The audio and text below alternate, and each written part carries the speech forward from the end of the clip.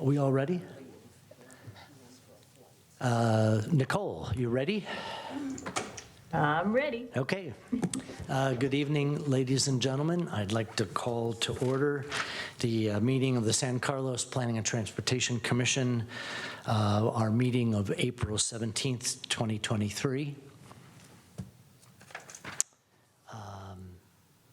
Our first order of business is with regard to Assembly Bill 2449, teleconference requests, and there are no teleconference remote attendees tonight. And so with that, please stand and join me in the Pledge of Allegiance. I pledge allegiance to the flag of the United States of America and to the republic for which it stands, one nation, under God, indivisible, with liberty and justice for all.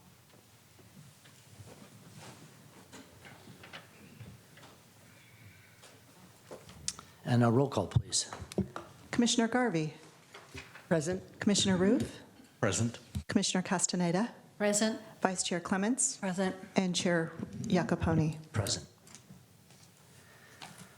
Very good. Item number 5 on our agenda tonight is public comment.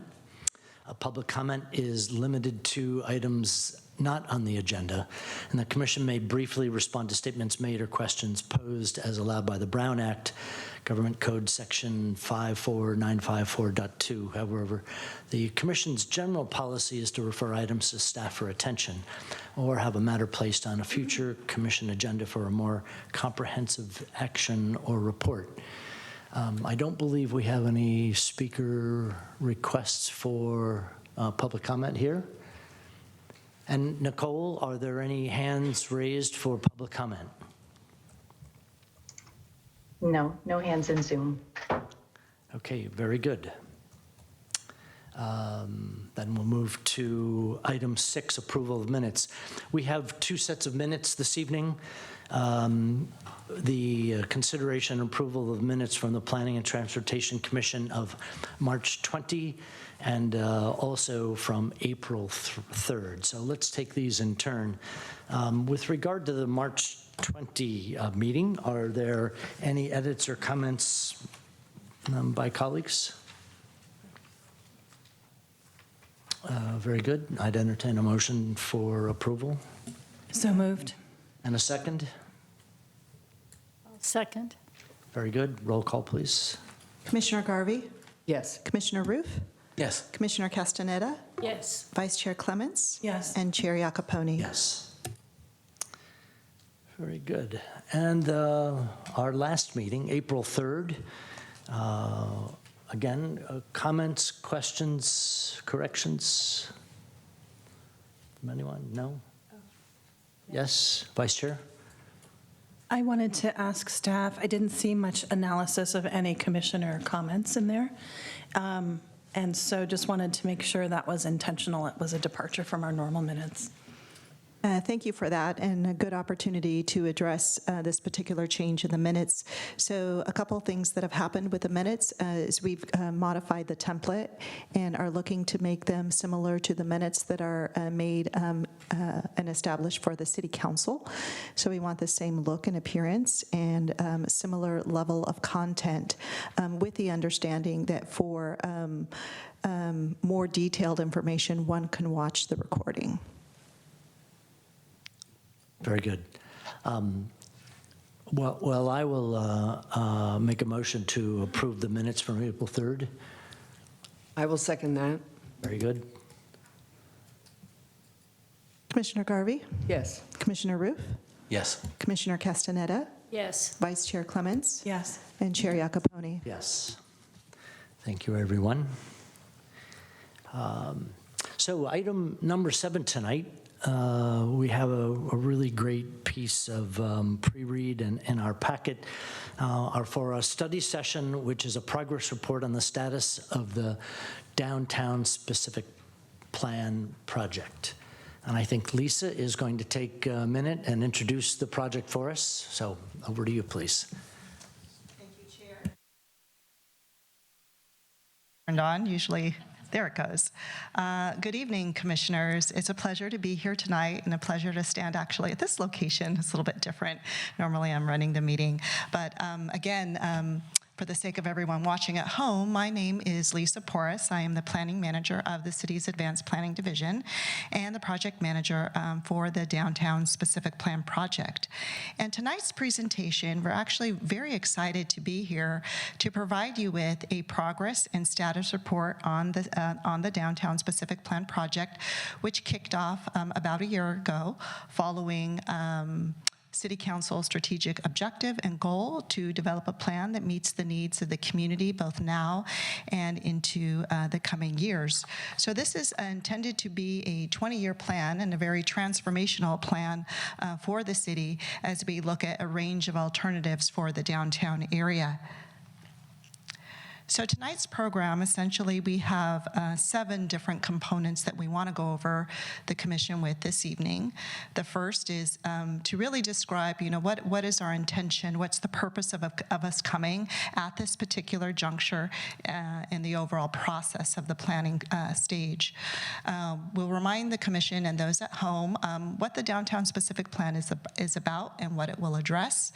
And we also will give a summary of the community engagement that we have had to date. And then the primary reason that we're here is to present some preliminary urban design concepts to the commission and to get your feedback. We also will be sharing what the community is saying, how they've responded to those urban design concepts, and then we'll move on into commission discussion following any public comments that we may receive this evening. And then we'll talk a little bit about next steps going forward. So why we are here tonight is that we're specifically looking for feedback and your perspectives and guidance on 3 preliminary urban design concepts. These are kind of what we are referring to as the foundational concepts of the specific plan, and we're really looking to get direction from the city before we move forward onto other areas.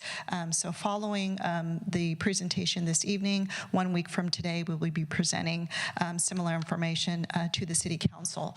So these foundational concepts that we want to explore with you this evening include closure of the 700 block of Laurel Street. We also want to talk about design and potential programming of public gathering spaces. 2 primary public gathering spaces that we're looking at this evening include Harrington Park, that is our existing Little Pocket Park, right between Mama Coco's and the new Jazz Place, Piano Place, excuse me.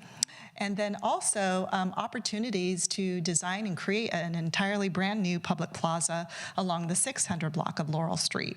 So we've reached out to the community on these concepts and to gather feedback from them essentially about how they want to use the space. And we got a lot of good information. And so we want to information and feedback from the community. And we think we know what direction we need to move forward in. But we want to take a moment and present all that to the commission this evening. And then last but not least are our alleys. They're a key and instrumental component to the Downtown Specific Plan. And I think we can all agree they need some love. And we've definitely been taking a look at that. So before we get started on those, I just wanted to give the commission with a brief overview and anyone at home who may be watching. What is the Downtown Specific Plan project and what does it aim to address? So this slide here may look a little bit familiar because we've shown it before, but these components remain to be some key items that the Downtown Specific Plan will be looking at. We'll be looking at parking demand and parking strategies. We'll be looking at urban design and the public realm. We'll be taking a close look at our infrastructure needs and how those can be improved.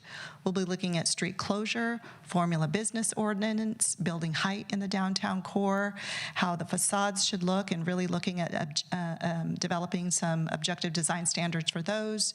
We want to also have a plan in place for parklets, outdoor dining, traffic and circulation, really making sure that mobility and accessibility is a key integral part of this specific plan. So it's going to be looking at all of these components, but primarily the public realm, or what happens in the streets, is going to be a key part of this particular specific plan. So the specific plan area includes all of the area that you see here on this diagram. And the specific plan area is bounded in the north by Holly Street, all the way to the south at Greenwood. El Camino Real makes up the eastern boundary, and then the western boundary is defined by Walnut Street. Also included in the plan are the streets leading to and surrounding the Civic Center, which includes San Carlos Avenue and Cherry Street, and then also Elm and Chestnut Street. So we'll be looking at improvements to those and really making sure that the entire downtown specific plan not tears off of, but these streets essentially tear off what happens in the downtown specific plan, and that there's really robust and key identification as connectors to the Civic Center. So, looking at the downtown specific plan, we begin to establish multiple layers of a range of different things that could happen in the downtown area. This includes closure of portions of Laurel Street. Could we or should we be doing that? Can we add in new gateway features in and around key access areas to the downtown? How can we improve parking, access to parking areas and signage and wayfinding, as well as improving pedestrian crossings, how we might add pedestrian crossings where they're missing, and looking at bicycle access and mobility.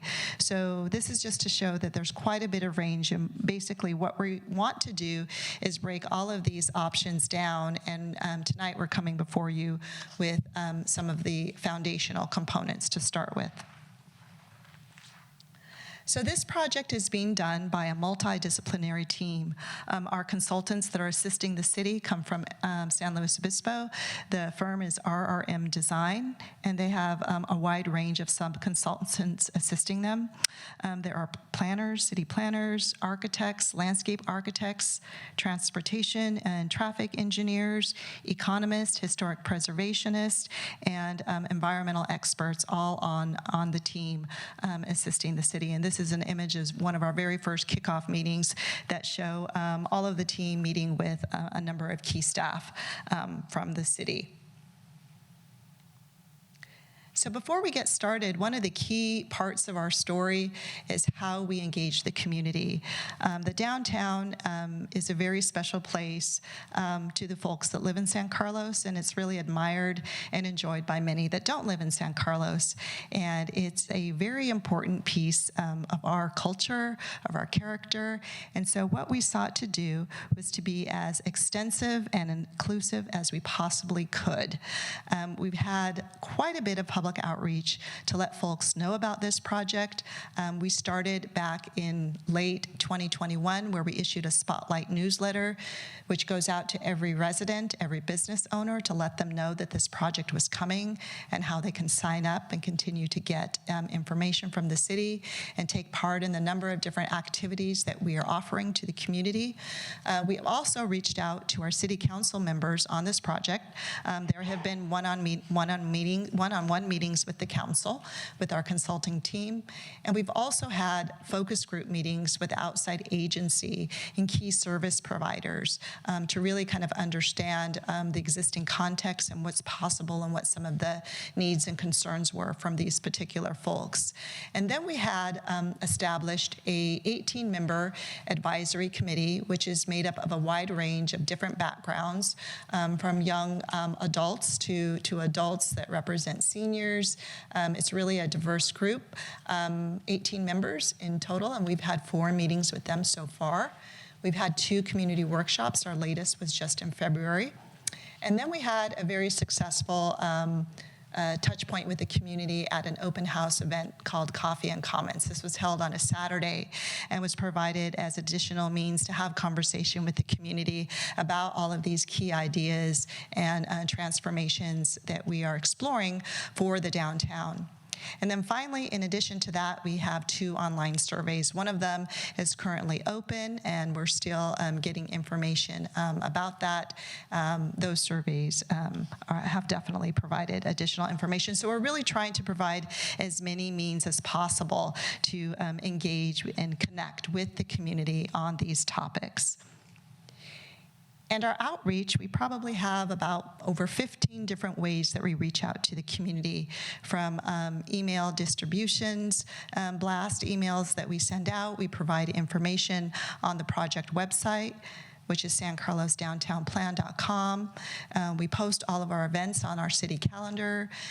We create flyers and we distribute those out to folks on the email and to key audiences. We have newspaper display ads. We've had appearances at farmers market. We have little articles and touch points in our newsletters and so forth. So this is just to show you that we're really trying as much as possible to use all the means that we have within our toolbox to reach out to the community and get as much feedback as we possibly can, because some of the items that we'll be looking at are quite transformational, and we want to make sure that everybody has a chance to weigh in on those. So tonight, we're just going to go ahead and dive right into those items that we'd like to talk with you about this evening. That includes closing of the 700 block of Laurel Street, looking at public gathering spaces and how those should be designed. We've really explored gathering some feedback from the community about what they would like to do in these public spaces. And then we'll also touch on some improvements for alleys. So with that, I would like to introduce Jamie Williams. She's a principal with RRM Design, leading the effort on the consultant side, and she will walk us through those. Thank you.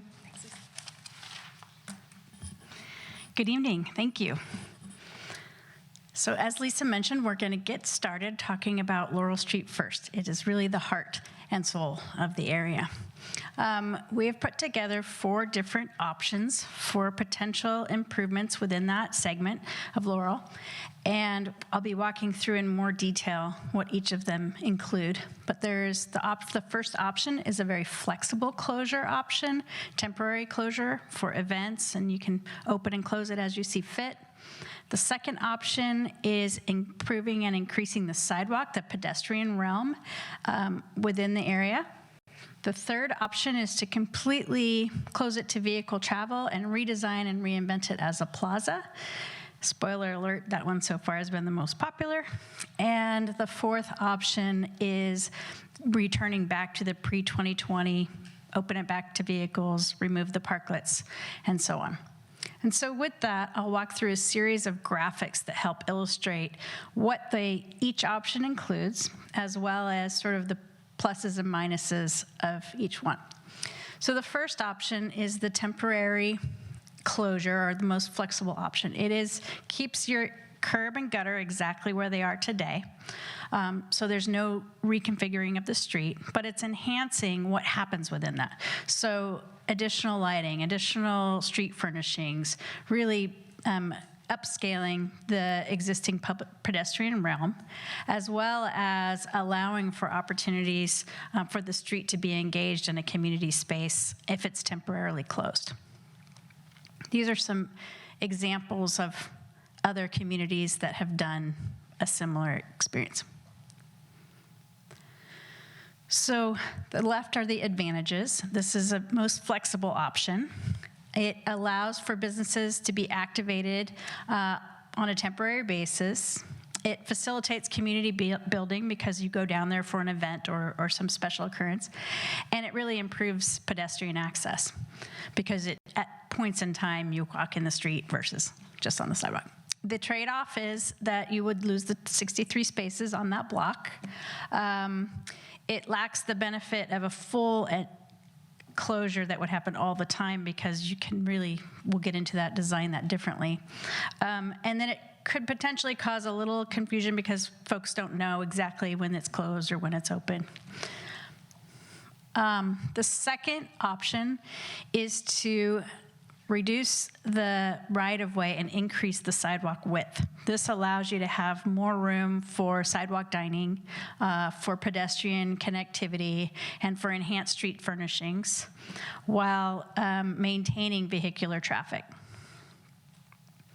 These are a couple of examples of what that could look like. So the advantage of this option is that you really are improving the pedestrian realm. You're allowing more space so pedestrians can walk next to the retail as opposed to sort of being pushed out.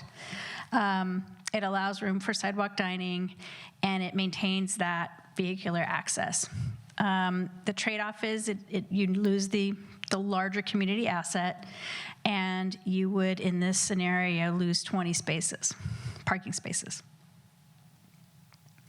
The third option is to really embrace the closure. In this alternative, you would completely redo the street. So you would have a plaza environment, new pavers, new planting, street trees, benches, movable furniture within the right-of-way. You'd be able to maintain some emergency vehicular access, but primarily it would look like this, where you just really own it and embrace it. This alternative provides a dedicated community space. The plaza becomes a destination. People come here because there is a closed area. It maintains that space for retail and dining.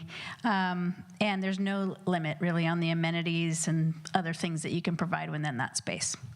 Similarly to some of the other ones, you'd lose the 63 on-site parking spaces. Delivery would be required to be from the alley. You would not get the same motorist visibility, is probably what that should say, as you're driving down, seeing what's there. There's some minor traffic disruption, you'd go around it, and potential for emergency access delays, but at that point, everybody knows the road's closed, so they go to the alley or they go to each end. And then the final option is just to say, we had a great ride with the pandemic and where it's over, and we just want to go back to normal. There's still, as you can see, some opportunities for some outdoor sidewalk dining. You would maintain that closure. You would not lose any parking. There would be no impact to the motorists. There'd be no confusion. But you also would lose that community asset, opportunities for additional outdoor dining, and the flexibility of using the space. So that's the first thing we're going to talk through. The second thing we want to talk through is public gathering spaces and elements associated with what could happen in any location downtown. Some of the amenities that we think would be desirable in downtown would be potentially a fountain or a water feature, movable furnishings, additional lawn or landscaping or open space, areas where children can play, a stage and music venue, open air with some shade coverings, additional tree canopies, bistro lighting, and public art. These are just a few of the elements, and the next series of slides show you some opportunities of how those elements might be used in some of your existing spaces. So we're really focusing on two particular areas. One is a redesign of Harrington Park, and two would be a potentially new plaza on the 600 block next to Wheeler Plaza. The area in, does this have a, no.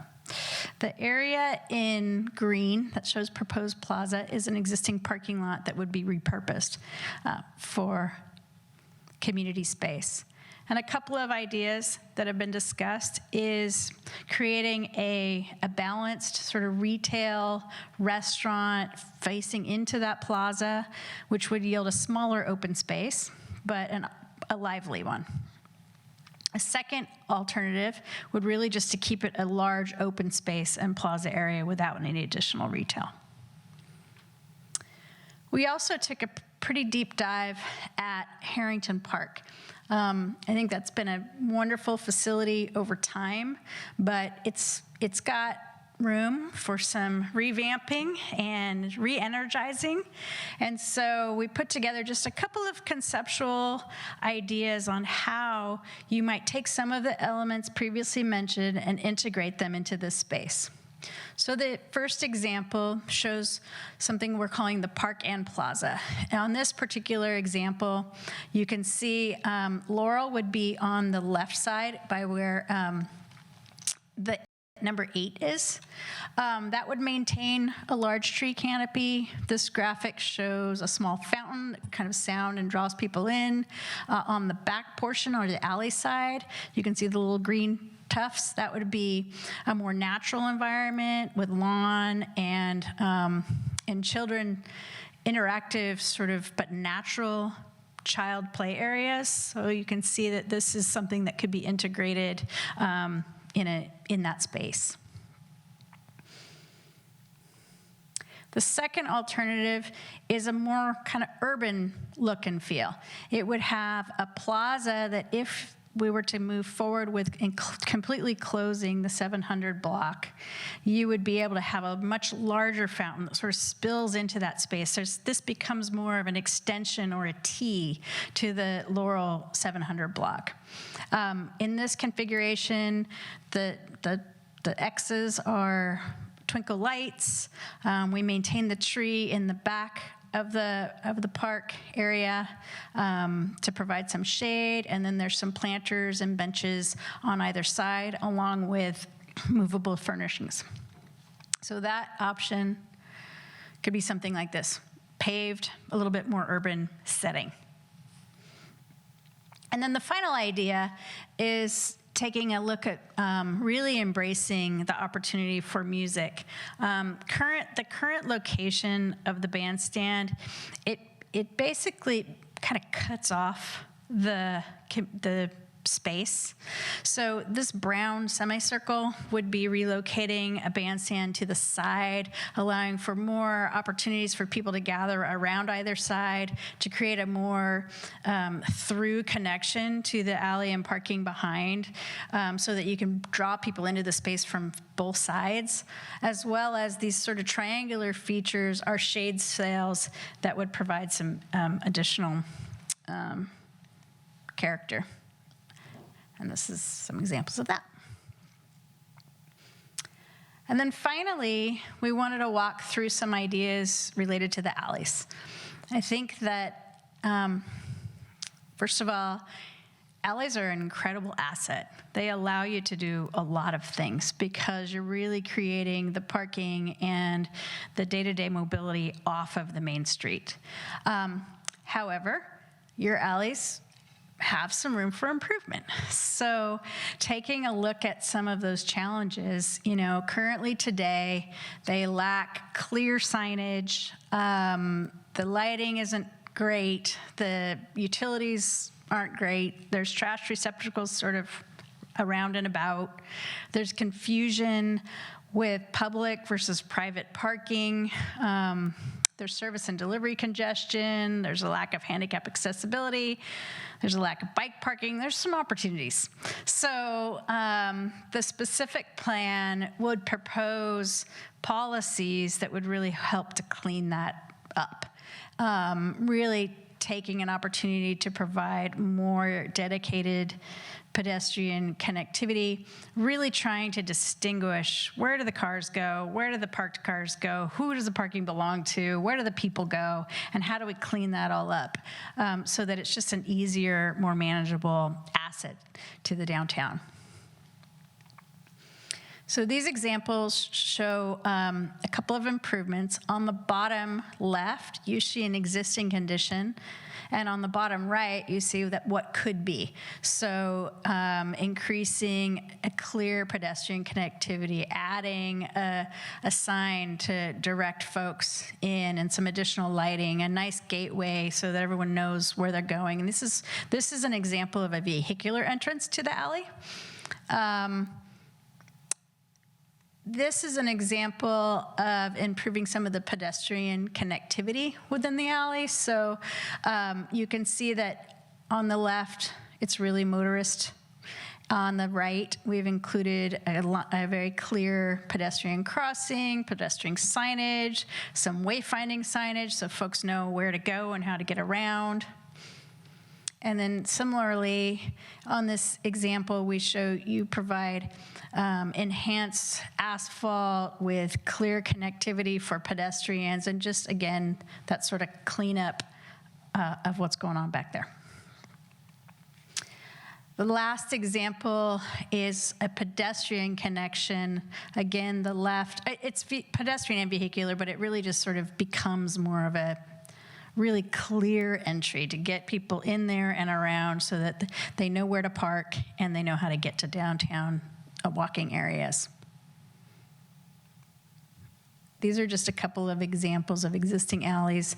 The upper left is an alley project that we did in another community, and those are actually clustered trash enclosures. So instead of having just the open bins out there, you would have a built space to hide them. And with that, I'll turn it back to Lisa. Thank you, Jamie. What we shared with you this evening is exactly what we shared with the community. And we developed a key set of questions and prompts to engage them in discussion. And of all the different touch points that we had with the community, whether that was with the 18-member Downtown Advisory Committee workshop, the recent workshop that we had in February, and the open house and survey that's ongoing, we asked similar questions. So where I want to start with is sort of, kind of the key theme of this evening, and the question that's on everybody's mind is what should we do, what could we do, and what should we do as a city with the 700 block of Laurel Street. And again, the 700 block is the block that's currently closed today. And so when we asked the community how they felt about that, what their idea was, as Jamie said, spoiler alert, there was an overwhelming response of support to close the block permanently. And more than just close the block, they really, really would like to see it transformed into a full plaza, where it can become a really celebrated, wonderful space for people to come together. So both at the most recent workshop in February and with the DTAC and the Coffee and Commons open house that we had, most of the folks are stating their preference to close Laurel Street. And so we want to share that with you. And I did want to mention that in your packet, and I know it's pretty robust, there is a very large report that provides all of the detailed information about what exactly we heard. So we have a summary of public feedback, and then in the appendices are all the raw data. We know that folks are going to want to know about that. You'll all read it. We know the council will read it. And so we provided that to you. So I just wanted to make sure that everyone is aware that we have a lot of detail attached to the report, but what we're covering tonight is kind of an overall summary. So that's Laurel Street. We even got comments about what we should do with other blocks, but that's for another time. We'll talk about next steps later. As far as how people are responding to how they would like to enjoy, come together, to be in these public spaces that we have as really great opportunities by which we can look at how we might design the plaza, how Frank Harrington could be improved and transformed and meet the needs of, more current, circa now, modern needs for what we'd like to see in public spaces, and also how the new plaza off the 600 block could be designed. We asked a series of questions about what people like to do, what would they like to see, why do they come downtown, what are the things that they enjoy, what elements are most important and that we should consider. So I want to start with the DTAC. One of the things that they said, and I kind of put these in the slides here, and all of this is again as an attachment to the packet, but I thought what was interesting is to kind of take the most high-level remarks from each particular touch point with the community. So with the DTAC, a majority of them said they would actually come to downtown more if there was a beautiful plaza that they could visit and enjoy. They definitely would like to see more street furnishing, so that's amenities for people to be able to enjoy the space. And as far as activities and programs, and this is kind of carries through on all the different touch points, a lot of folks really want to see more music events and is opportunities for cultural and art exhibits downtown. We all know that everybody loves to eat outside. They reaffirmed that. And they said that whatever we do with the public spaces is to kind of think about them in terms of what kind of events and programs could be utilized in those spaces. They definitely like the idea of open air, but with some shade coverings. So that's what we heard from the DTAC. And then when we went out to the larger, broader community on February 15th, some of the key words that came up that they offered us to think about for the downtown is that it be a place that is inviting, where people can come to gather as a community, and that it be walkable. These three words or terms here, they felt were the most important for the overall downtown vision. They want to come together and enjoy the public space and the sense of community it brings. They also like the idea of some of the amenities that Jamie just mentioned: open air, tree canopies, bistro lighting, really taking a look at street trees and how that can improve the overall look and feel. And again, they also agree that music events and cultural or art exhibits would be preferred in these spaces. When we had our offering of a coffee and commons open house, which was our first in-person engagement after quite some time. It was very successful. Many folks came out. We asked them all of these touch points again. We asked them the same questions. Again, you'll see on the screen here some similarities. They really like the sense of place that these spaces can bring to the community. They also desired music, cultural, and art exhibits, and also thought about what if we could also do movies on the plaza, similar to one of our neighboring cities. They have movies on the plaza in Redwood City. They also agreed that they would go downtown more often if there was permanent plaza and more spaces to come together as a community. And then with the survey that is currently ongoing, there is agreement from this survey that the plaza option is the most preferred. They do agree that music and cultural events would be great to have. And again, having more public amenities like movable furniture, the lighting, the shade, the trees, and really enjoying the sense of community that these spaces would bring to San Carlos. So this is a high level. Again, all of the much more detail is included in your packet. So in terms of next steps, our immediate next step is to go to City Council. We're taking this presentation to them a week from now. And again, what we want is to get some clear direction about how we should go forward in terms of planning and designing these spaces, what happens to the 700 block, and then what are some of the key ingredients that we need to include in our alleys. What are some of the priorities for that? So we are on a trajectory to finish the project about 1 year from today. Right now, we're currently in the phase of coming up with preferred concepts and recommendations, and then following this phase, we would go forward and actually write the specific plan. There's a lot of other areas in the downtown plan area that we need to talk about and consider. So once we get direction for how we're going to move with these initial design concepts, we can build off of those as we look to see what opportunities there could be for the 600 block and 800 block, as well as the two key blocks entering the downtown off of El Camino Real, which are the 1100 and 1200 blocks. So these are all of the blocks that make up the core of downtown. So we're thinking about how these can be improved, what type of roadway redesigns could we start to look at, in thinking about mobility, more space for pedestrians and bicyclists. So we have another set of batch of work to complete. We will be taking that out to the community as well. But where we're starting with today is these foundational components for the plan. So for the commission, we have essentially 3 questions that we want to ask you. We want to get your feedback about the 700 block and your thoughts about turning that into a full plaza. Any perspectives or comments or concerns or things that we should think about if we were to move forward with that. We would be happy to hear all and any of your comments.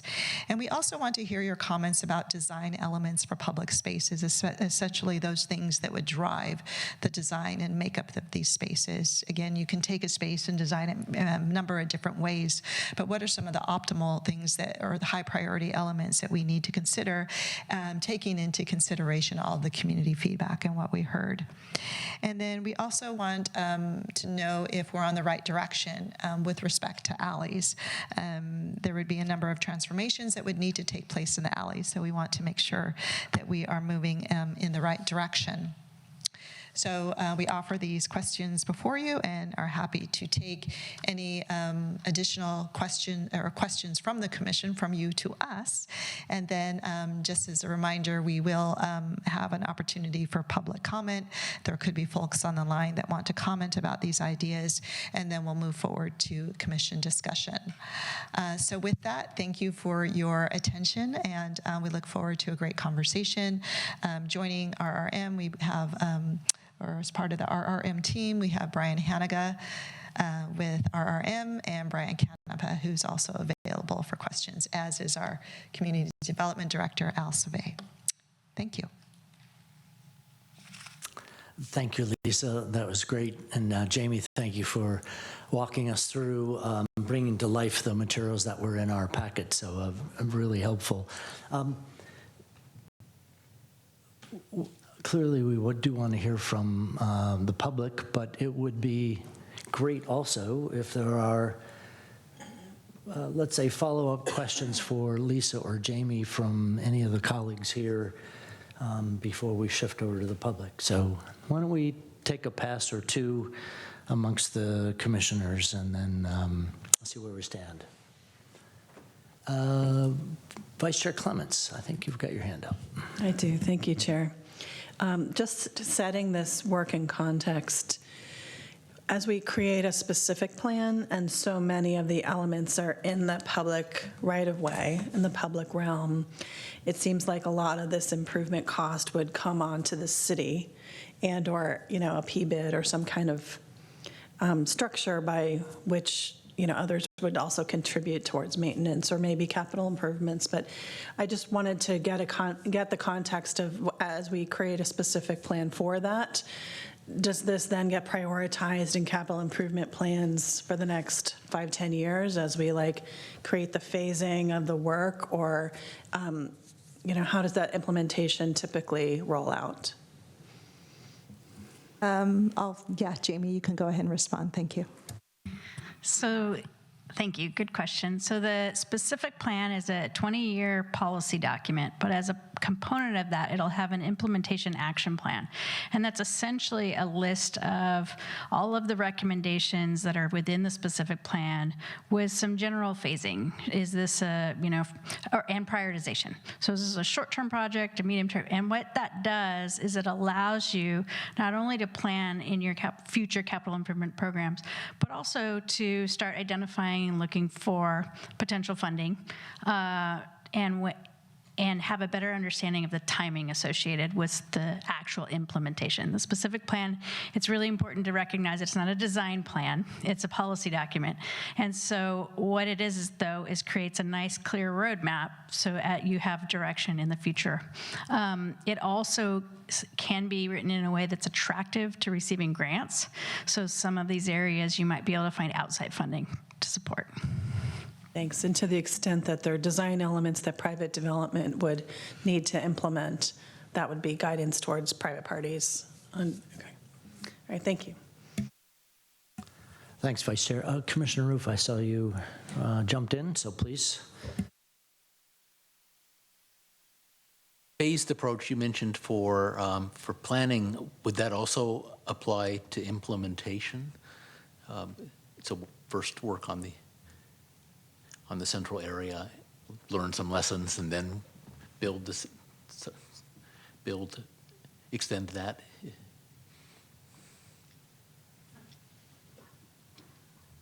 Yes, essentially, so this is a theoretical, but say we decide that the 700 block is really the most important. That would become a phase 1 project, recommended, and that's simply all it says. It says 700 block, future improvements, phase 1, run out of most likely your public works engineering department. Then you could say phase 2 would be the 600 block or San Carlos Boulevard. So it just is a clear roadmap of how you might go forward in the future.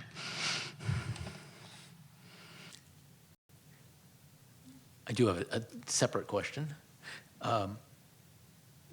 Currently, the area is quite fun. The restaurants have extended out into the public right-of-way, and it's very lively, but things would probably change. But I'm curious whether this staff has obtained feedback specifically from the business owners on that block, and on the adjacent blocks, because they may have a unique perspective that would be useful to have on the table. So I'll go ahead and start. So the DTAC has a wide range of representatives, and some of them are business owners on Laurel Street. So we have received a lot of feedback from them. There's different feedback, as you can imagine, based upon whether that business operator is operating a restaurant or has a service or some sort of retail store. So we have received feedback and some concerns about, I would say, from business operators that are not restaurant operators and are really wondering about accessibility to their stores. So that's one of the key things that we would be thinking about with a full closure, and also how the alleys could play a much more elevated role in providing access to some of these locations. So in terms of like how the specific spaces would be designed, that's something that we would be looking at as we go forward. So as an example, now that we understand that there is a strong preference to close it, the next thing we would need to do is to determine like how that space would be used. And we would imagine that, you know, there could be options for some of the areas to be completely public, or options for some areas to be devoted to particular services or stores. So that's something that we would need to explore going forward. Did you want to add anything to that, Jamie? The only thing I would add is, so the answer to your question is yes, we're talking to them. I think the only thing I would add is, in the full closure or the widened sidewalk closure, that provides an opportunity for equal access to retailers and restaurateurs, because you're allowing for more space for people to walk adjacent to the building, which is beneficial. I think with any downtown project, it's a balance between community engagement and community education. You know, there's a lot of opportunity to sort of share where there's some success stories, and how anything that's unknown can be a little scary, but it's been proven to be very effective in other communities, and so part of that is just an education campaign. Thanks, Commissioner. Commissioner Garvey, I see you have your hand up. Thank you, Chair. One of the things we looked at as a commission a couple of months ago was the housing element, and I'm recalling that one element of that discussion involved potential changes to zoning on Laurel Street to accommodate higher density housing. If we close that block off, does that in any way impact the densities that the housing element had assumed as far as height or size of those buildings? Are those two ideas able to integrate? I don't care. Yes. I'll start and add some context. So in terms of densities, you are correct, Commissioner Garvey. The densities for the downtown have been set, but one of the remaining items that we need to look at as part of this specific plan is the building height in the core.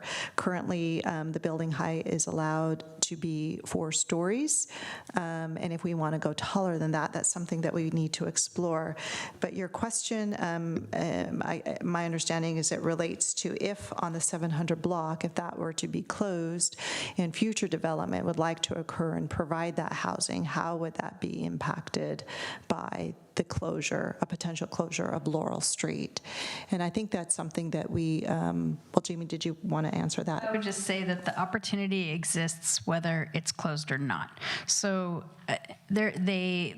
So yes, the housing element happened. Yes, it increased the densities, and the zoning for that specific area has been modified to allow those densities, and that's an opportunity that now exists within the downtown area. And whether the street is closed or not, it doesn't really impact. It doesn't matter.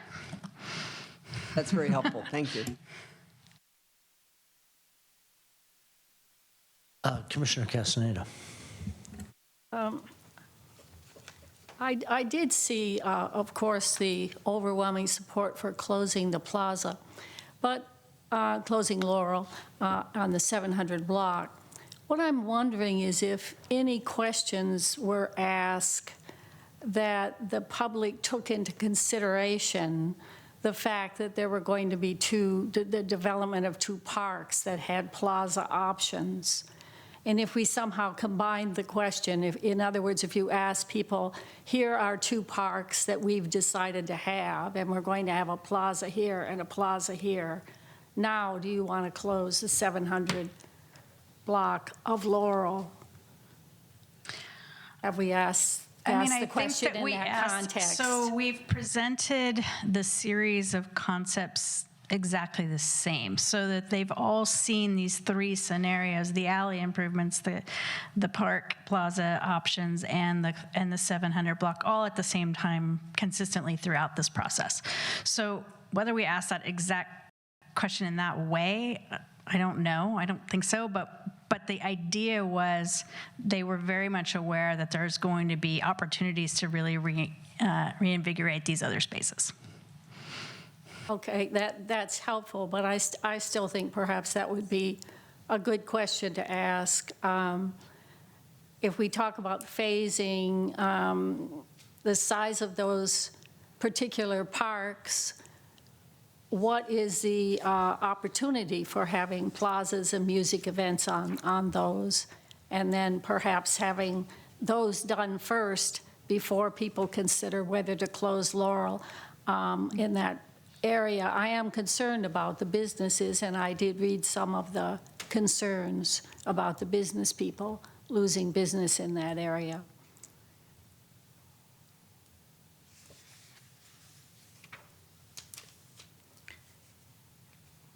And I think I had one other question.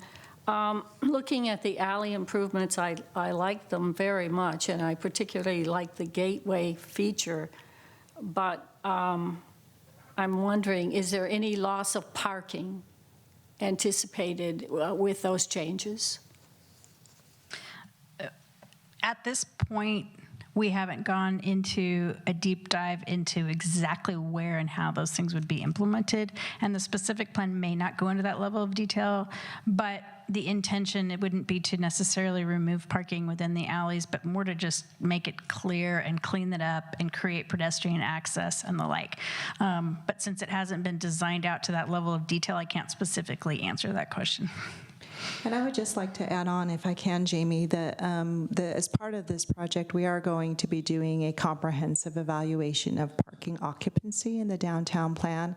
So that will give us a lot of information about how parking is currently being used. And with that information, we'll be able to make more informed decisions about the level of transformation. Okay, thank you. That's helpful. I may have more later, but that's it for now. Great, thank you, Commissioner. And the only question that I have, and I'm going to apologize if it's not really well formed, but along the lines of the alley, but also utilization of the alley and transforming it from, which is very much a thoroughfare today and more of an industrial corridor. What are the strategies to permit employee parking and permit patron parking in the alley so that those businesses, certainly in the 700 block, should it be closed, let's say I'll call it the second entrance access. Like, what are the strategies to make active alley use with reduced alley use actually work together? Because it seems like that's the ask. If I understood the proposal for alleys, make them a little more pedestrian friendly, make them more accessible, and yet also we want people to get all of their merchandise through the alley. So it just seems a conflict, and I'm trying to square those 2 ideas. So again, maybe that wasn't really clear, but I'll do my best to answer what I think you asked, and if I don't, just hit me again. So essentially the idea isn't to repurpose portions of the alley. The idea is to create clarity in where the users, what user belongs where. So, designating a pedestrian path that's clear so that as a motorist goes through the alley, they know that hopefully this is where the people are walking.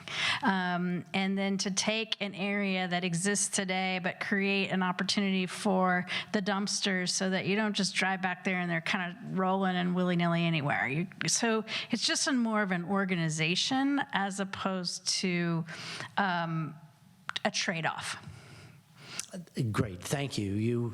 You listened to my strange questioning and were very helpful. And do cities use one-way traffic on alleys as a strategy to help guide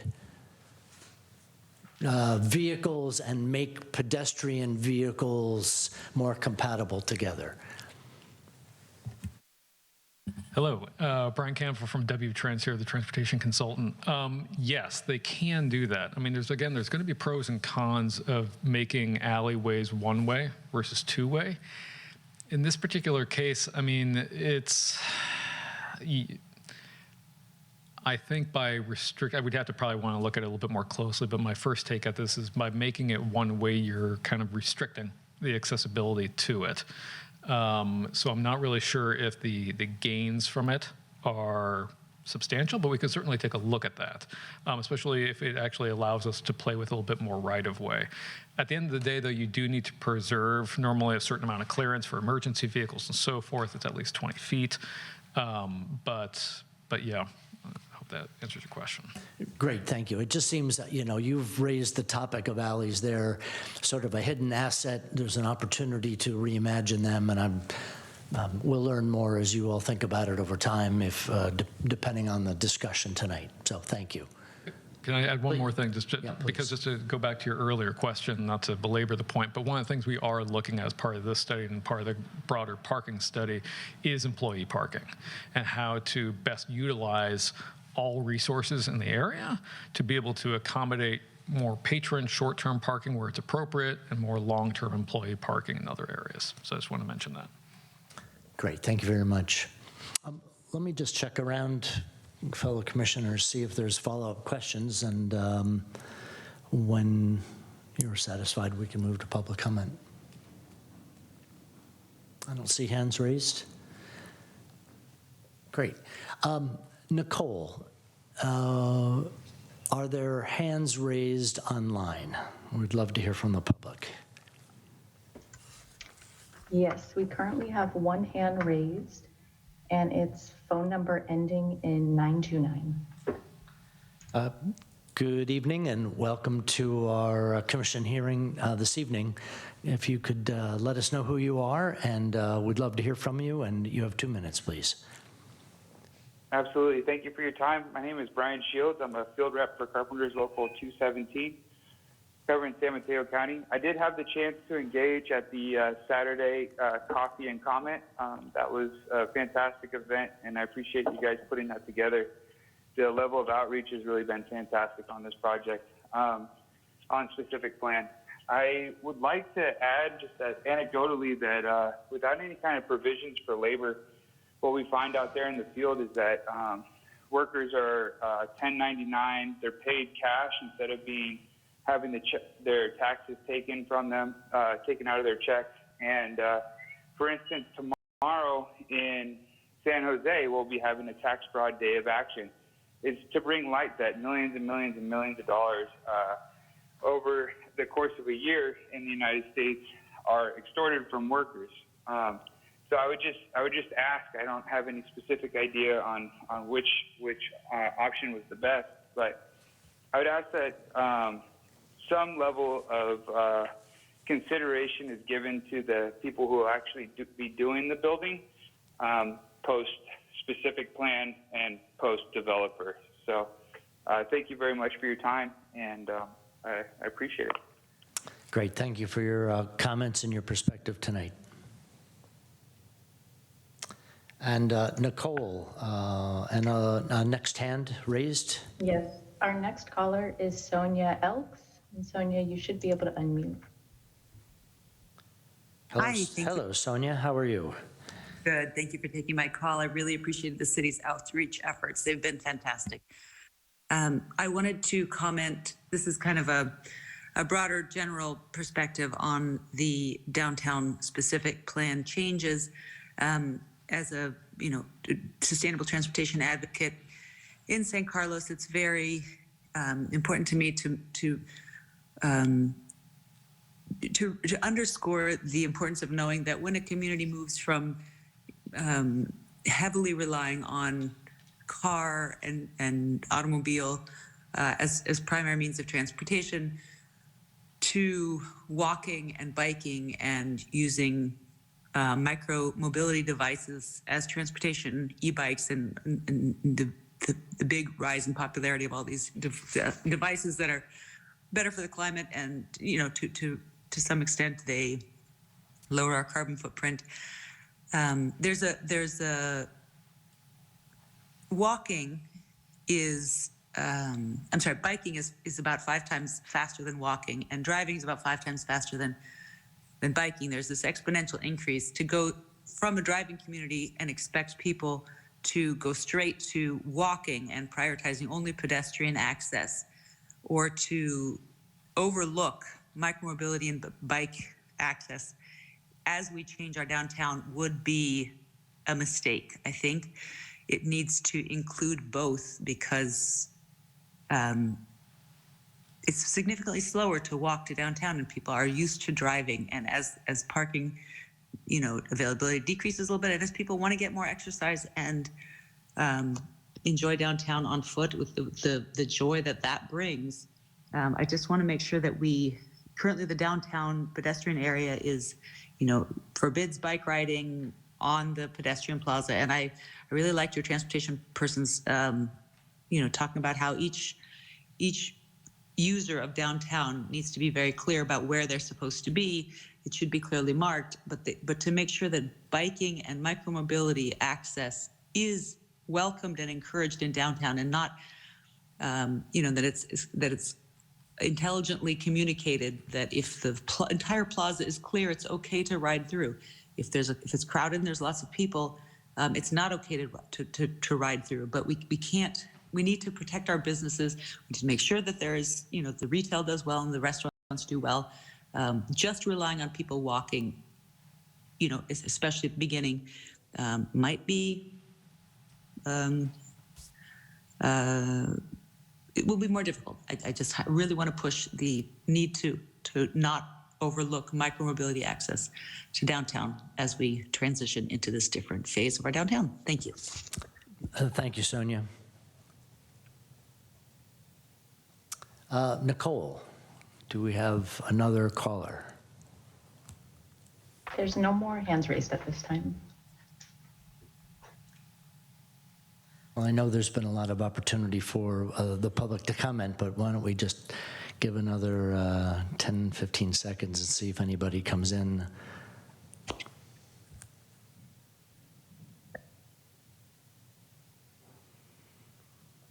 Okay, going once, going twice. I'll entertain a motion to close. Oh, I guess we don't have to do a motion this evening, do we? Okay, very good. Well, we'll close the public comment. And I think at this time, it would be great. I'm sure each of you have a number of thoughts. So why don't we, as we found useful, maybe make a couple comments. We'll go on around and then we'll come on back for a second pass and see how what kind of feedback we're able to give. Can I just, and thank you for putting the questions back up, just to remind everyone, the team have asked for input on 3 points. So around the 700 block, around the design elements for the existing parklet and possibly the new block, and then comments or comments and points on the alley. So if you could, maybe we should start with the 700 block, since I think that one has a lot of energy and interest. Let's go there first. Vice Chair. Well, thank you, Chair. Thank you for going question by question, and I wanted to thank the public comments that we got, and I wanted to thank staff and our community development director for some of those images that really helped drive home what we could be trying to create here in San Carlos. It's very, very helpful. So just speaking first on the first point, and then we'll go around the room, right? I do support the 700 block being turned into a full plaza. I think that the advantage of creating the plaza that is permanent in place means that we can do paving treatments and kind of pathway demarcations, as Sonia was referring to in the public comments, that makes things both safe and lovely and, attractive. Making it permanent also, I spoke to someone earlier today, I said, what do you think of closing downtown? And her reaction was, I hate those orange barriers, oh my God, they need to go. And that was like all she was thinking about first, and then she was like, yeah, but it's okay then to close part of it down as long as there's enough parking, whatever. I think committing fully to a full-time plaza, to a permanent plaza installation, lets those investments be made that are lovely. And even if we do it over time, I think that would be kind of most functional rather than both the city and potentially private businesses kind of questioning how much should I invest in this parklet that I want to create, or this, my tables that I want to pull out onto the street. Is that a 5-year investment, or is this a 15-year investment that I'm going to make? So I think it provides more certainty. And I'll keep passing it down, but I want to say, I love bistro lighting. I love downtown, the street, at the holidays, and keeping that up longer term, really excites me. So I'm really excited by all of these possibilities. Thanks. Thank you, Commissioner. Commissioner Garvey. Thank you, Chair. A few comments. I think I loved that interactive survey. That was well done, whoever put that together. And I thought the packet was really helpful today too, with all of the information. I liked the widen the sidewalk option, because I think, to Commissioner Castaneda's point, if we did a plaza of some sort at both of these other parks, then did we also need to close the street to create that plaza feeling? And we might. But I think also having the wider sidewalks takes us a fair amount down that path and allows for some parking. I think if we were to close the 600 block, I really like the idea, and I think this was mentioned in the presentation, of linking the 600 and the 800 blocks to this visually, not only with lighting, but with walkways and the pathways that continue with similar bricking or mosaics or whatever it is, so that people feel like they want to go down that extra block, so that if you're a restaurant at the very beginning of the 600 block, as an example, you feel included in the community. So that would be important to me if we were to permanently close the 700 block, which I'm not opposed to. I'm just not in full support of it as much as others are. Thank you. Commissioner Roof. I would like to echo Commissioner Garvey's thoughts about making sure that the 600, 700, 800 blocks are well connected, and even extend that often cities that have a promenade, it's a really popular, it becomes a feature that attracts people more than just the restaurants or the shopping, but it's also a kind of a go-to thing. For some reason, moving along a flow of people and benches where you can sit and watch the people walking can be really nice. So a promenade, as opposed to having it be more of just a destination where you sit in one spot, it would be a cool idea. I do support the conversion to a full plaza, but I'd like to make sure that it works for the businesses, because after all, that's what does currently bring most of the people there and make it successful. So some way to allow the restaurants to still have a lot of outdoor dining, but without having closed off sheds that don't create a broader community. Thank you, Commissioner. Commissioner Castaneda? Well, I do support the widened street option.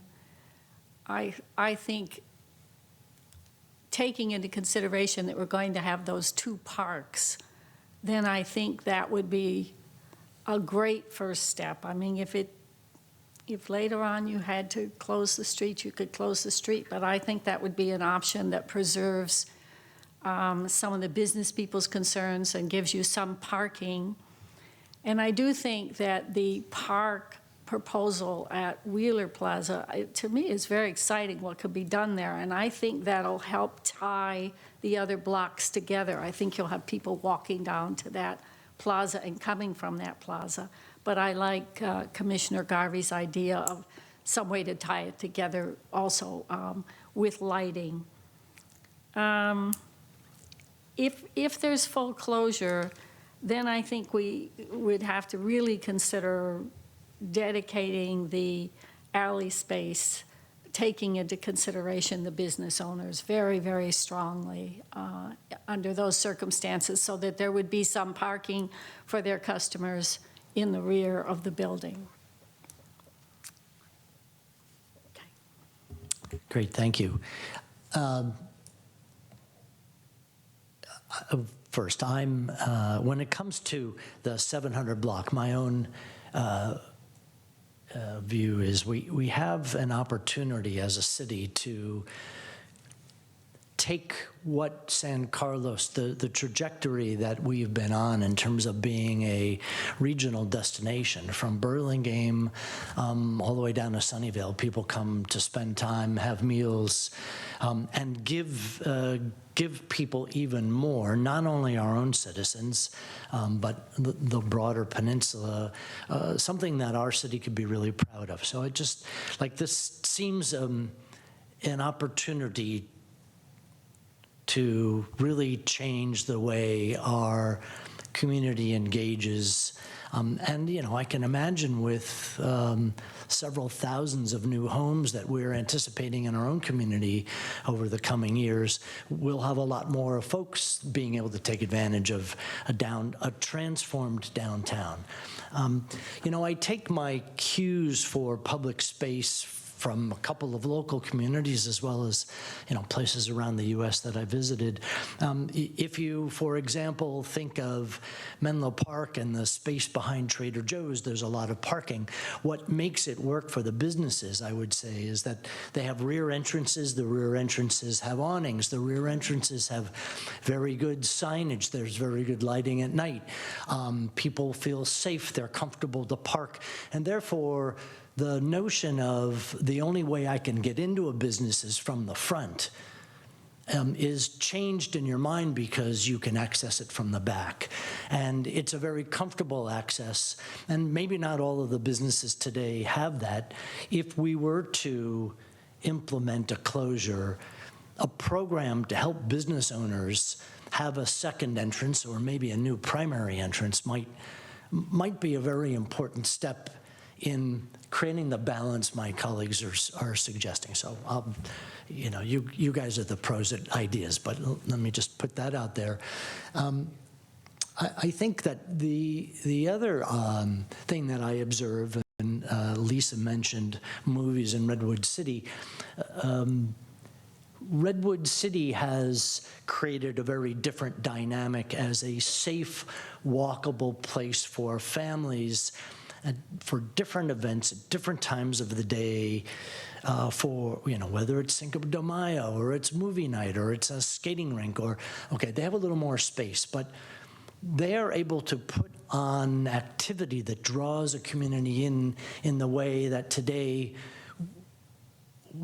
we can start to do, but maybe can't take advantage of. And I think the notion of the parklet and the new plaza and the 600 block all as being an integral public space to attract the community would be, it'd be great. So my enthusiastic interest in that. And I do not, would want to emphasize what the other commissioners have expressed, is that the vitality of our downtown is not just restaurants, and as Lisa pointed out in her presentation. So being mindful of ways so that their businesses can thrive is going to be really important. So that's me. Back to other comments on the 700 block closure. Great, okay.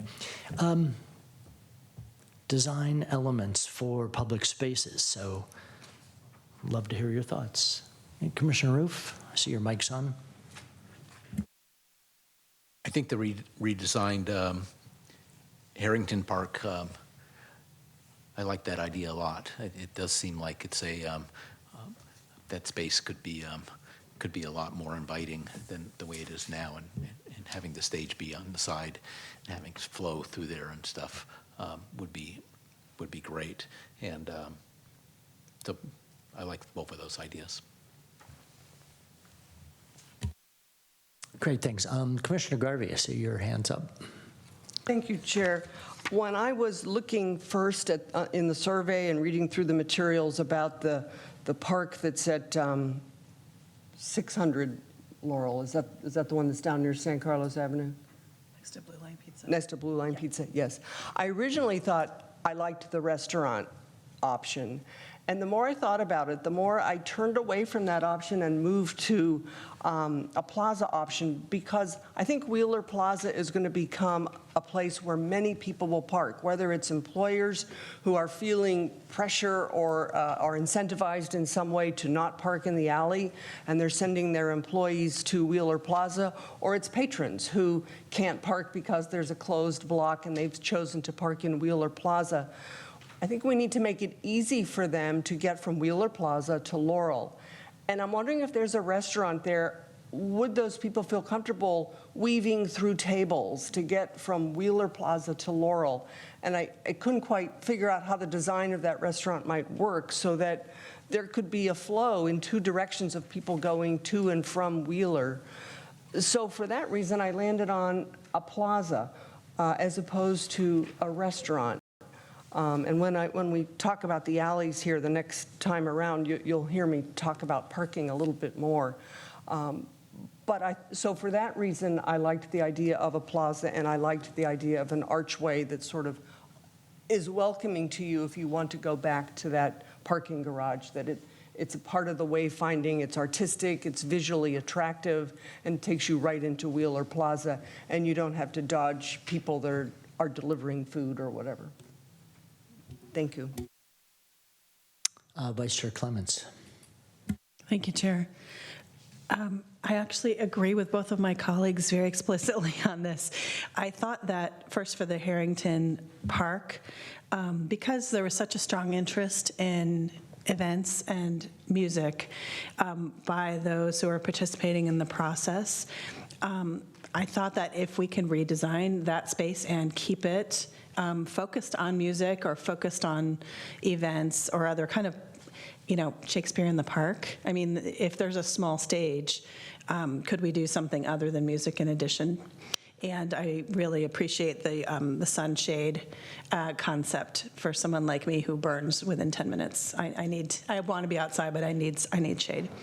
So I think that would activate it, and again, placing the stage closer to Laurel would make it kind of more vibrant and feel more connected than it does now.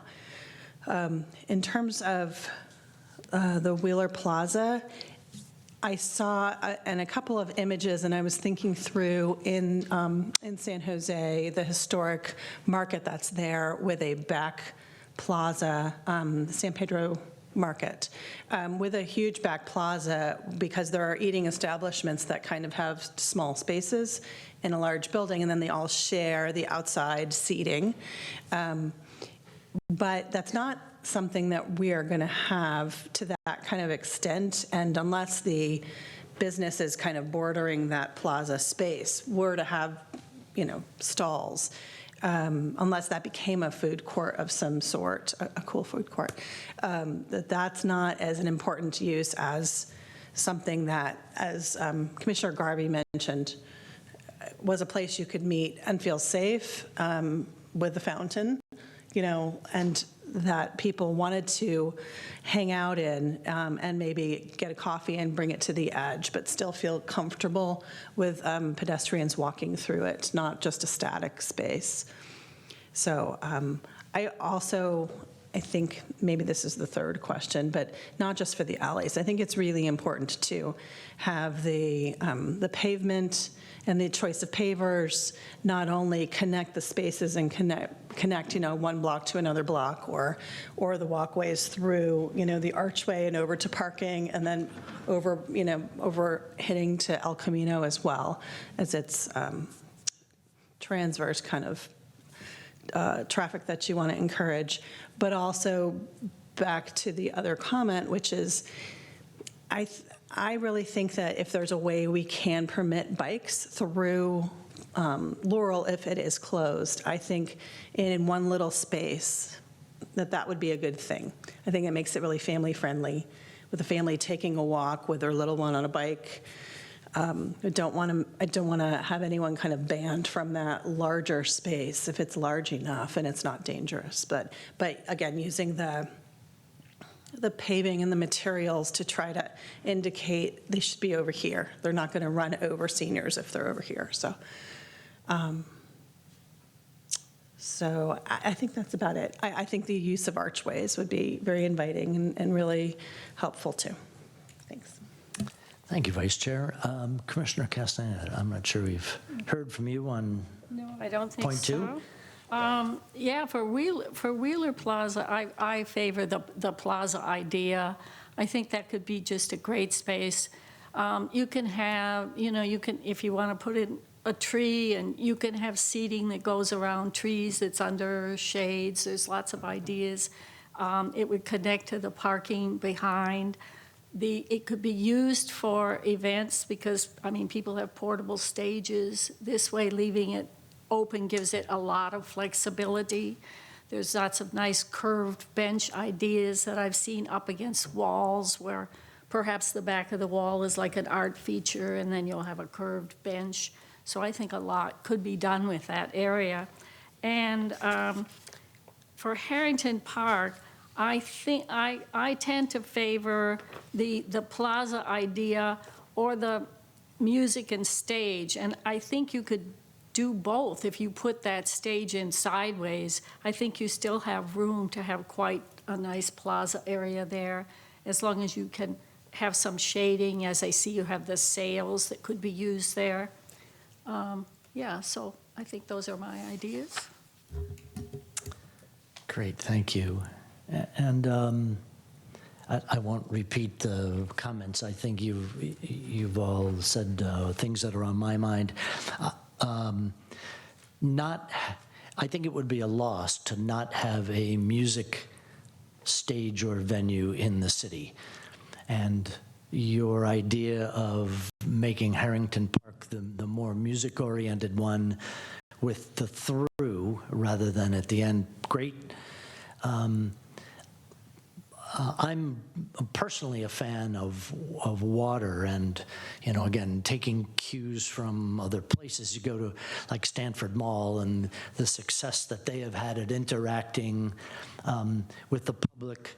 Visually, in the summertime, it's a bit cool. Kids love to slap in it. It's a soothing sound. I think an opportunity to bring that in.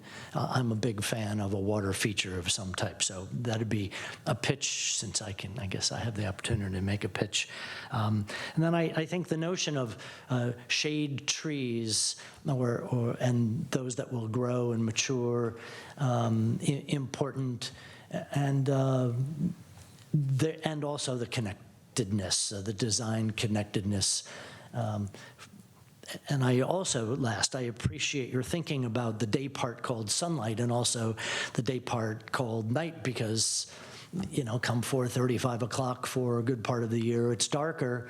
It may not be the nicest to sit out, but lighting makes a difference, and it's warm and inviting in its own way. So effective use of that in these park spaces would be great.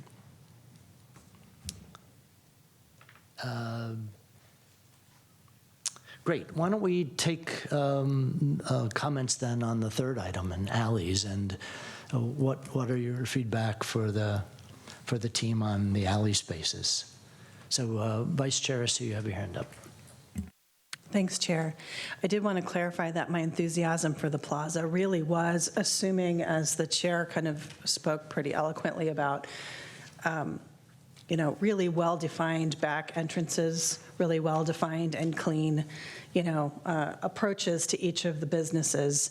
But still, I am not sure, which businesses really need the space for truck deliveries and where those are and how that interacts with having public parking back there. But I agree that public parking near the businesses is critical. I think in our area, folks have come to expect that. It's free, it's always been free. It's always been right in front of the business or 1 block away. And so, I know people can adapt, but I do think having some spaces and then asking employees to maybe park 1 block further somewhere. And I guess on the east side of Laurel, 1 block further could be the parking across El Camino that had been created. It's a little bit of a schlep, but at least there are options because there are other spaces. I completely agree that the alleyways need a tidying at least, but that they could be really, really attractive. And so maybe not the main entrance, but maybe close to looking like a main entrance. And then, as I say these things, I keep thinking like, is there the possibility of a city a low-interest loan program that helps with facades and the back entrances, or to pay for awnings and new signage and those kinds of elements. So, and I'll say one other thing, which is just I'm wondering if there, as we think about more than 1 block and the connectivity down Laurel and then across Laurel. Just to help with people remembering where they entered and where they parked. I do think, using art in the crosswalks, I'm a huge fan of that. The placemaking through public art on the ground can be so lovely and kind of, to me, less controversial than statues where people are like, I like that statue or I don't. I think everyone likes kind of prettiness on the street where they don't expect it, and it helps with wayfinding kind of implied. Thank you. Commissioner Roof. My initial thoughts on the alleyways was that sure, we should fix them up. That's a great idea. But thinking about it more, I'm fairly skeptical about what could be done there. If we dress it up with nice gateways and then people drive through there only to have it be congested and hard to walk, what's the value of that? And so having some sort of a functional vision of what do we want to use these alleys for? Is it, what problem are we trying to solve? Is it just because aesthetically it doesn't look nice? Then yeah, you can dress it up, nice painting. But is the problem we want to solve access to the stores, deliveries? Is it more public parking? It doesn't seem like there's that much parking there, and so why would we want to increase access for parking purposes? So there's probably going to be some trade-offs. If you're going to solve the congestion and the lack of pedestrian paths, that you've got to lose something, probably some parking. So I'd appreciate more of a functional vision of how we want to use the alleys. Everybody can agree they look ugly and we should make them prettier, but a functional plan would be really useful. Great, thank you. Commissioner Castaneda. Well, I think you're right, Commissioner Root. it all depends on whether we're going to close the 700 block of Laurel, at least for that particular stretch of alleyway, because then I think you do have to provide parking for the customers and perhaps, as was suggested, so I thought wonderfully by the chair, entrances to the businesses themselves from back there. So it seems it's difficult. I mean, if it's closed, then that's what I would like to see. I would like to see more parking and then access. If the street isn't closed, then some of that isn't quite as necessary. I like the idea of the art. I like the idea of the arches. And I think that the signage, having the wayfinding signs is just essential. I think that's going to be a tremendous help. But I do think it's likely there'll be some loss of parking, because if you're clarifying the pedestrian walkways, I'm thinking of back by Bank of America now, there isn't anything. So you're going to lose some spaces here and there. And I don't see really any way out of that. And I also like the idea of the pavement, the special parking lot pavement. I think that would be a good idea as well. Okay. Great, thank you. And Commissioner Garvey. Thank you, Chair. 2 or 3 thoughts echoing what many others of my colleagues have said. Certainly tidying up the alleyways is a priority for me. The parking situation, I spent a lot of time thinking about this, and I think delivery trucks need a place to park. There's 1 or 2 places in downtown Laurel where it's tough for them to get their delivery trucks in, and they're double parking. And so I don't think we want to set up a double parking situation on anywhere in the downtown area if we can functionally design around that. I'd like to see the employers incentivized in some way or agree to park further away than the back of their business so that those few spots in the back can be used for public parking. And that will also take a plan because I've talked to many of them and suggested Wheeler Plaza, and they look at me and they all say, well, why should I park so far away? The boss lets me park right here in the back, or I park behind Diddums. And I just move my car 3 times a day. This is not a problem. I'm not going to walk all the way to Wheeler Plaza. So I think somehow we have to reframe the availability of Wheeler Plaza, and this alley redesign may give us an opportunity to do that. I echo the comments about the art walk on the pavement, very attractive. I support that, the archways. And I think the wayfinding signs, there were some examples in the packet, and I liked all of those. I think it's just, it helps people remember where they've parked. It helps them understand where they are in downtown if they're not from San Carlos, get from their car to where they want to go. So I liked that idea of the wayfinding signs as well. Thank you. Great, thank you. And Commissioner Roof stole my point, which was, in this case, I'll reiterate, it strikes me that we have an asset, a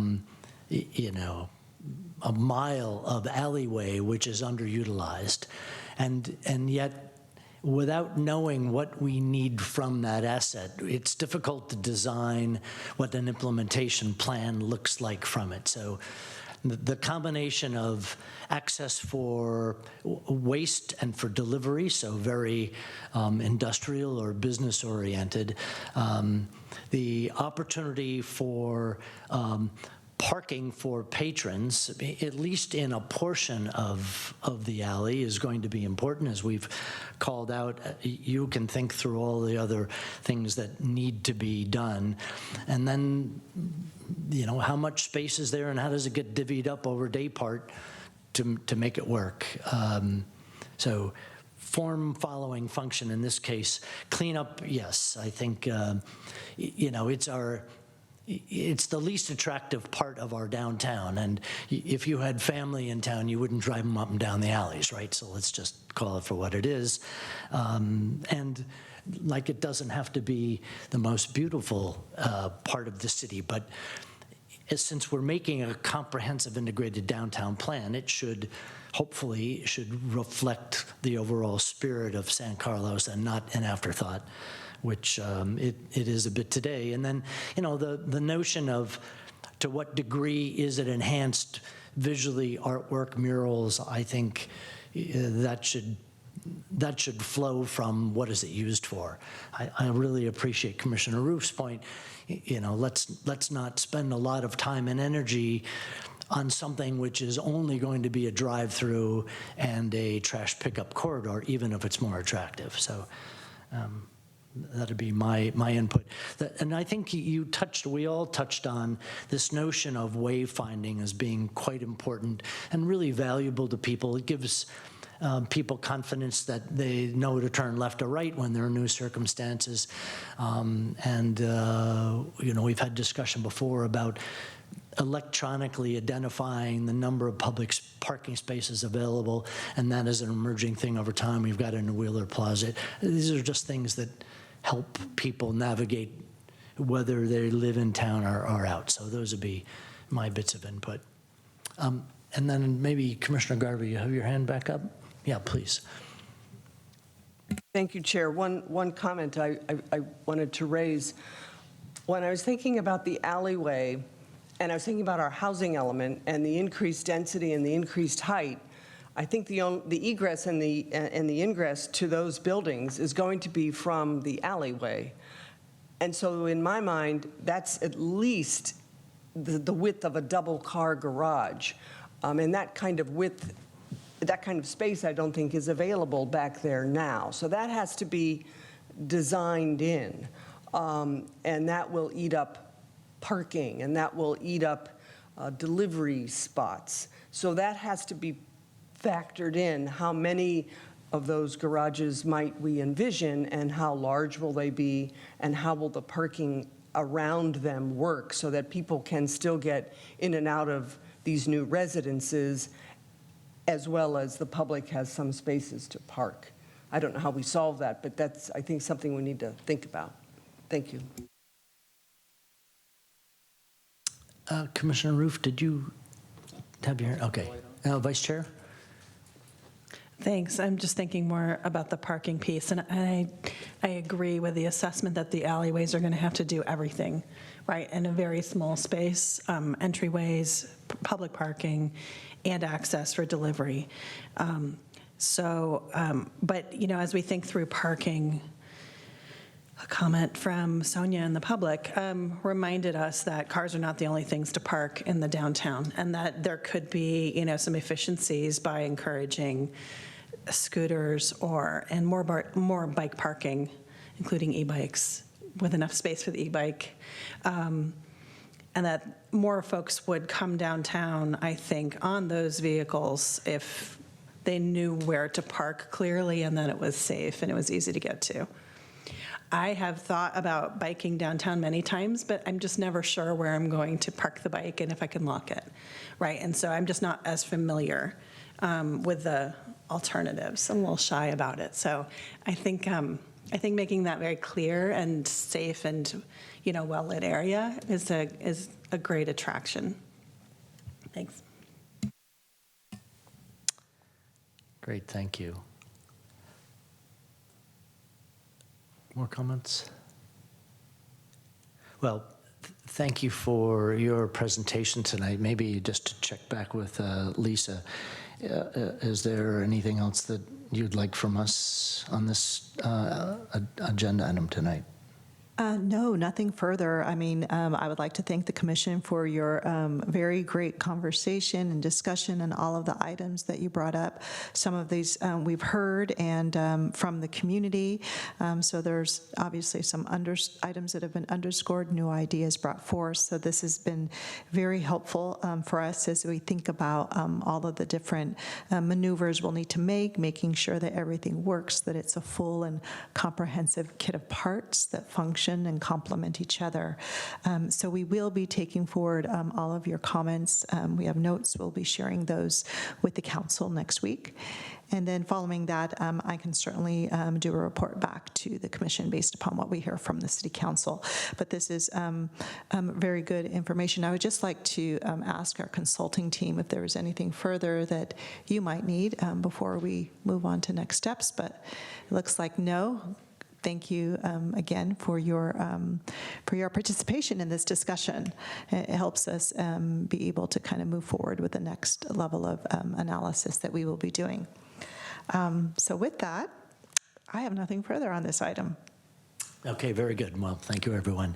I think we'll move on to item number 8, reports, correspondence, and general information. And 8A is report on recent city council actions. Staff has no reports for this evening, for the commission this evening. Okay, very good. Planning and Transportation Commission comments or reports? Anything to add for the evening? All right, very good. Correspondence? None received this evening, Chair. Okay. Very good. Can I just check, Lisa, the items that came in for the item which was not on tonight's agenda, those will be carried forward. The comments that we received on the quarry project, they'll be carried forward to whenever time is appropriate? That is correct. Yeah, okay. Yes. Very good. Thank you. And last, planning staff comments, reports, and updates on current projects. Yes, I do have a few announcements. One is that our current planning division is leading and organizing a community workshop. This will be a virtual community workshop on objective design standards. This workshop is occurring on Wednesday, April the 26th at 6 p.m. and it will be hosted on Zoom. So if you go to the project website, which is listed at the bottom of the screen, cityofsancarlos.org/design standards. Folks will be able to sign up and participate at this workshop. And I will say that the focus of objective design standards will center on mixed use and multifamily projects. So we wanted to make sure that the commission is aware of this, and for any of those folks watching at home, that this is an opportunity where they can learn about objective design standards, essentially the design standards and elements for how new mixed-use and multifamily projects would be held to when those projects come forward and are proposed in the city. So we're in the process of developing standards, so this is a great opportunity for the public to attend to hear specifically about these larger housing projects. And then I would just like to share that we are set for our next regular meeting with the Planning and Transportation Commission, which will be on May 1st.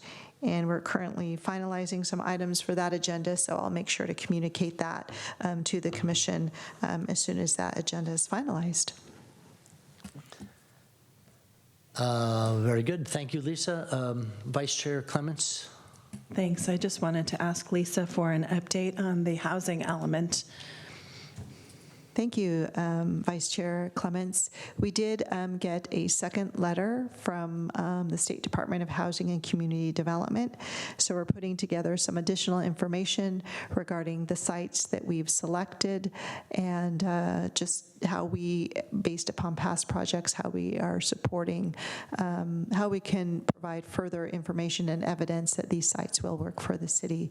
So we're in the process right now of responding back to the state. Can I ask, are the responses going to be material enough that the council will need to hear the element again? At this point, no, there should not be any substantive changes. So it's really just providing more information and more supporting material to the state. Yeah, that's great. Thank you, Lisa. Okay, very good. Well, thank you, everyone, and we'll adjourn our meeting for the evening.